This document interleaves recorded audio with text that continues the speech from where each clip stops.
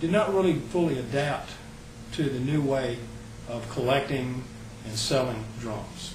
Okay. For those who don't know, we're talking about John Aldridge and Bill Ludwig III, who B3. B3 they referred to him.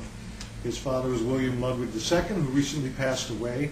In fact, the last issue was a tribute to him, the Chief, they called him. But that's who we're referring to when we say Bill. He was the previous owner.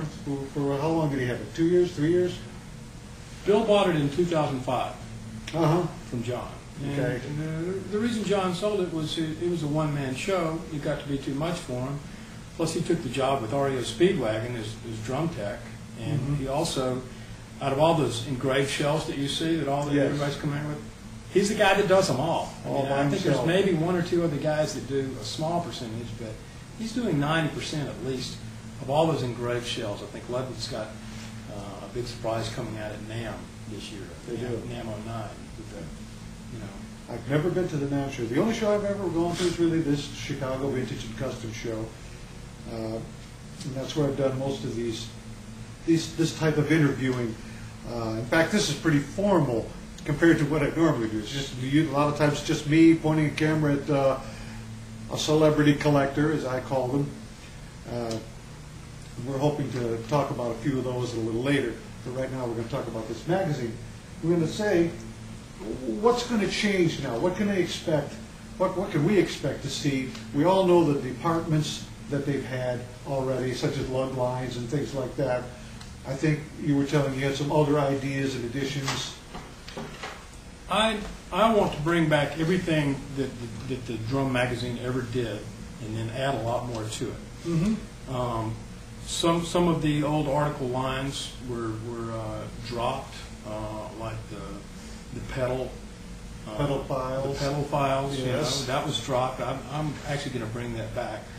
There was some consternation about the name of that, but yes, it's a joke. That's very much John Aldridge. John Aldridge was a jokester like that. But also some big things that fell by the wayside as John all of a sudden was only the editor of the magazine and Bill was the publisher, was the drum show in Nashville. That went on for 6 years, and the Associated Snare Drum Olympics, which I thought was one of the best ideas that John ever had. That was a huge success, and it was a shame to see it go. And it mainly, those two events stopped because John moved from Nashville to Oklahoma. But we're reviving it this year, July 18th and 19th, in Nashville during Summer NAMM. Another thing that I want to revive, if I can get John to do it, the waiting list is very long, is the not-so-modern snare drum, the engraved snare drum. Really? Yeah, I remember that. Okay. The magazine has gotten a little thin lately in content and advertisers, and with the first issue that I'm bringing out, I'm going to change that. It's going to be a thicker magazine. There's going to be more content. There's going to be even more articles. We have all the same old writers. Okay. All the old guys are still there. I was just going to say you probably have a lot of stuff waiting in the wings to be published. Tons of stuff. Yeah, okay, Tons that's of good. stuff. Because John used to always say, "Help me out here." In his editor's notes, he'd say, "Don't let me be the only one writing on all these articles." And I'm assuming people did respond. And we have staff writers. There's Rob Cook, Bunny Carlos, Curado, great. Harry Kangan, yeah, and they write great articles. But we're also adding some new guys.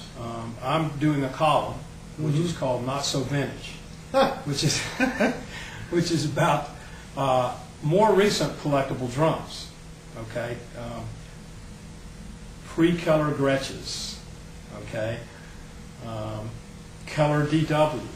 Things that people call me. These younger guys are calling me on the phone and go, "I've got a set of vintage DWs, or I've got a vintage set of Tamas," and at first I would go, "Well, there's no such thing as vintage DWs," and then I realized, well, who am I to say that? These are the guys that are they're reading the magazine. These are the guys that are on eBay. So you can't, the vintage line keeps moving forward. But you do intend to make it more about the actual instruments than famous drummers have known remarkable players over the years, even though they play a part in Yeah. the history of these instruments. But I see what you're saying about suddenly the word DW. I would never associate that with being a vintage drum, but at my age now, I guess I have to realize that, yes, some of those drums could be considered by some to be very highly collectible.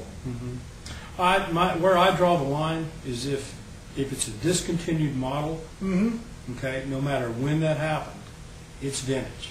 Okay. Because people are going to start looking for it, especially if it was a really good drum.